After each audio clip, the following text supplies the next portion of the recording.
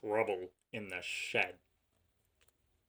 The Fat Controller sat in his office and listened. The Fat Controller frowned and said, "What a nuisance passengers are! How can I work with all this noise?" The station master knocked and came in, looking worried. "There's trouble in the shed, sir. Henry's sulking, there's no train, and the passengers are saying this is a bad railway." "Indeed," said the Fat Controller. "We cannot allow that. Will you quieten the passengers, please? I'll go and speak to Henry." He found Henry, Gordon, and James looking sulky. "Come along, Henry," he said. "It's time your train was ready." "Henry is not going," said Gordon rudely. "We won't shunt like common tank engines. We are important tender engines. You fetch our coaches, and we will pull them. Tender engines don't shunt."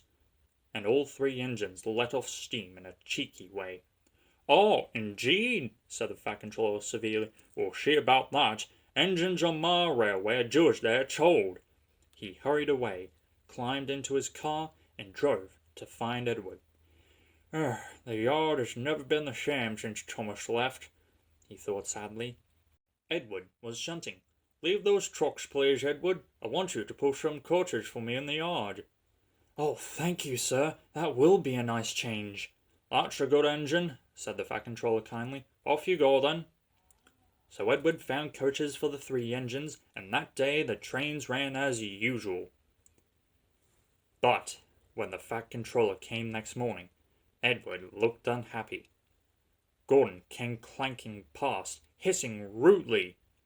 "Oh, bless me," said the Fat Controller. "What a noise!" "They all hiss me, sir," answered Edward sadly. "They say tender engines don't shunt, and last night they said I had black wheels. I haven't, have I, sir?" "No, Edward, you have nice blue ones, and I'm proud of you. Tender engines do shunt, but all the same you'd be happier in your own yard.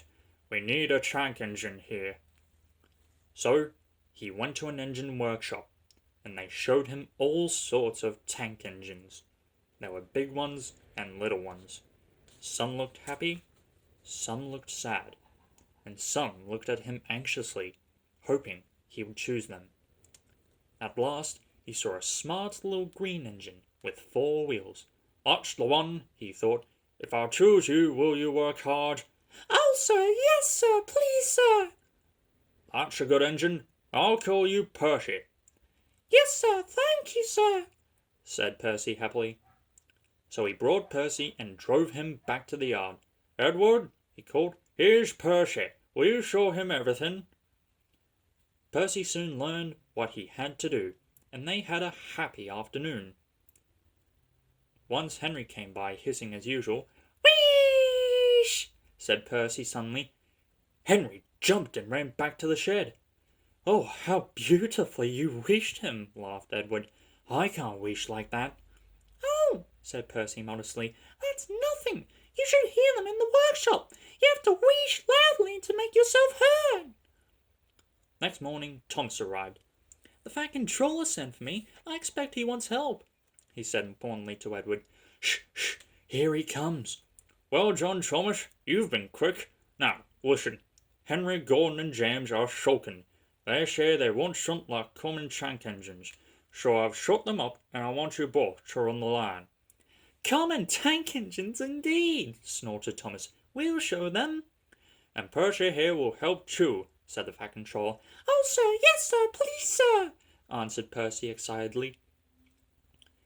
Edward and Thomas worked the line, starting at opposite ends. They pulled the trains, whistling cheerfully to each other as they passed. Percy sometimes puffed along the branch line. Thomas was anxious, but both driver and guard promised to take care of Annie and Clarabelle. There were fewer trains, but the passengers didn't mind. They knew the 3 other engines were having a lesson. Henry, Gordon, and James stayed shut in the shed, and they were cold, lonely, and miserable. And they wished now they hadn't been so silly.